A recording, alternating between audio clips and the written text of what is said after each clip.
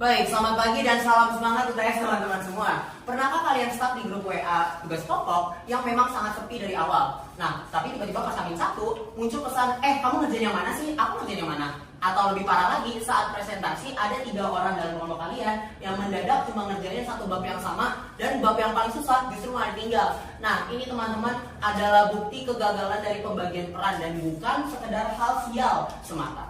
Hari ini, aku ingin meyakinkan kita semua bahwa pembagian peran yang jelas, transparan, dan terkoordinasi adalah aturan yang wajib dipakai untuk setiap kelompok maupun dari anggota hingga koordinator.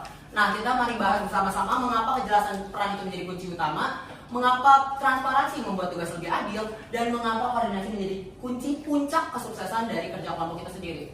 Alasan pertama, mengapa kita perlu membagi peran secara tegas adalah untuk menghindari kebingungan dari awal.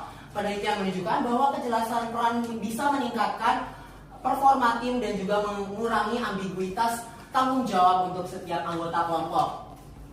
Yang kedua, kejelasan peran juga bisa meningkatkan efisiensi kelompok yang paham pastinya akan fokus ke tujuannya bersama, tidak hanya sekedar membuang tenaga untuk mengejar siapa yang salah atau siapa yang mengerjakan A, B, atau C.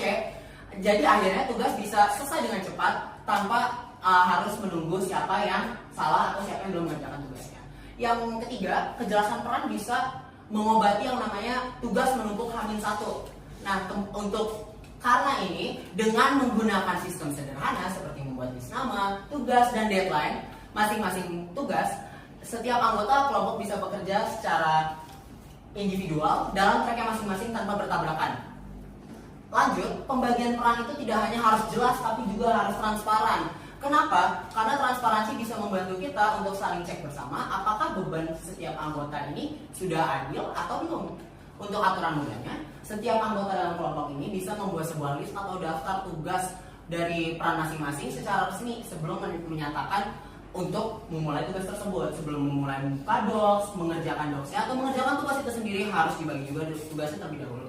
Dengan keterbukaan tersebut, setiap anggota bisa berkomentar di grup chat atau di grup kelompoknya masing-masing apakah mereka itu sudah puas dengan workload mereka atau dengan beban yang mereka hadapi. Tanpa takut salah atau merasa dianggap itu dia malas. Tambahannya, jika semua anggota mengetahui setiap tugas orang lain dan dirinya sendiri, istilah numpang nama akan lenyap pastinya. Riset mengatakan bahwa peran yang jelas dan transparan atau terbuka bisa meningkatkan akuntabilitas juga komitmen pribadi sehingga tugas setiap anggota bisa terbuka, terlihat jelas, otomatis, dan tanggung jawab pasti akan jelas. Yang sekarang kita akan naik ke tingkat selanjutnya, itu tingkat koordinasi. Koordinasi antar peran adalah jembatan agar pekerjaan setiap anggota akan menyatu secara mulus tanpa adanya gangguan atau adanya ketidakselarasan. Maka dari itu, setiap anggota ini bisa mengetahui, setelah ini siapa yang akan mengerjakan tugas saya, dan setelah ini tugas ini akan disatukan oleh siapa. Koordinasi juga akan memotong rantai tugas yang tidak jelas. Seringkali kita menunggu satu orang yang belum selesai dan ternyata tugas itu harusnya memang diselesaikan di akhir, makanya dia tidak bisa selesai. Dan yang paling penting lagi, koordinasi bisa membuat kita tampil lebih maksimal sebagai diri sendiri. Apa sih yang dimaksud sebagai diri sendiri ini? Diri sendiri ini yang dimaksud adalah karena setiap orang memang unik, memiliki keahliannya masing-masing, bisa di bagiannya masing-masing, maka dari itu mereka akan dibagi menjadi dalam keahliannya masing-masing. Maka dari itu, tim yang berkoordinasinya dengan baik, performa kolektifnya jauh lebih tinggi dibandingkan yang asal kerja sendiri tanpa mengetahui keahliannya apa. Jadi teman-teman mahasiswa sekalian, untuk penutup, saya mengajak kita semua untuk menerapkan satu aturan kecil yang dapat mengubah kita secara dalam sisi mengorganisir.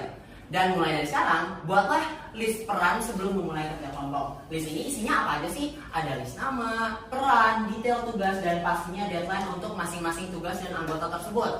Untuk standar baku ini tidak hanya sebagai hal sepele, tapi ini adalah hal penting untuk setiap kelompok, maka dari itu harus diterapkan. Seorang pakar manajemen pernah berkata, "None of us is as smart as all of us." Kita semua pasti akan menjadi pintar ketika tim kita memainkan perannya masing-masing secara maksimal. Maka dari itu kita buktikan bahwa mahasiswa itu tidak hanya ahli solo yang kompetitif, tapi kita juga ahli dalam squad yang rapi dan bertanggung jawab. Sekian dari saya, mohon maaf jika ada salah kata, dan terima kasih, sampai jumpa lain waktu.